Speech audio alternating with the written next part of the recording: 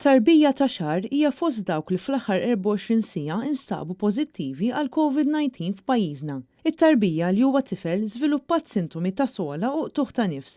Trabi oħra fl-istess sala ma ġewx infettati. Għaddejjin bil-contact tracing kemm tal-membri tal-familja kif ukoll tal-istaff u tajjeb ngħidu li issa ma kienx hemm iktar każijiet ta' babies oħra mill-istess sala fejn hemm dan il-baby, però qegħdin nagħmlu t-testijiet u l-investigazzjoni tagħna. Dawn id-dettalji ħarġu mill-bulettin mediku li twassal l-erba' mis-Supretendent tas-Saħħa Pubblika l-Professur Charmaine Gawci.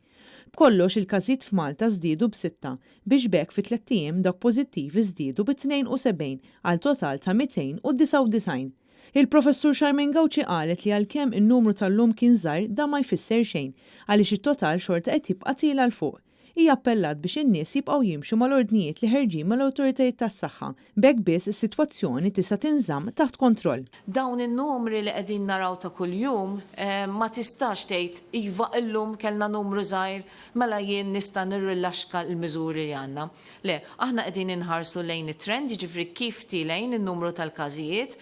Nafu li aħna għadna tilejn il-fuq, importanti li intom tikkooperaw ma' dawn il-miżuri li qegħdin nagħmlu aħna. Charmaine Gawci qalet li dwar kull każ qed jiżviluppa fuq il-post tax-xogħol dejjem qed isir risk assessment. Ikkonfermat li kien hemm supermarket ieħor fejn żviluppa każ pożittiv iżda l-klijenti ma kinux esposti. Is-sitt każi pożittivi fl-aħħar 24 siegħa jinkludu 5 ta' trasmissjoni lokali u wieħed relatat ma' safar. Fost it-trasmissjoni lokali kien hemm raġel ta' 56 sena li jaħdem fil-qasam tas-saħħa, filwaqt li kien hemm mara ta' 57 sena li ddaħlet l-isptar għall-intervent mediku u r-riżultat fil-pożittiv. L-età tal-każijiet l-oħra tvarja minn tarbija ta' xahar għal anzjan ta' 63 sena.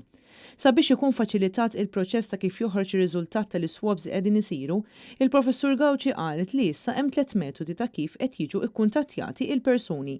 Dawn huma permezz ta' telefonata, SMS jew inkella email. Hija appellat li sakemm persuna tkun qed tistenna r-riżultat tat-test ma toħroġ minn dara. U anke jekk dan jirriżulta fin-negattiv din għandha tibqa' ġewwa għal mill-inqas 24 siegħa sabiex ma jkunx hemm tixrid ta' mard ieħor.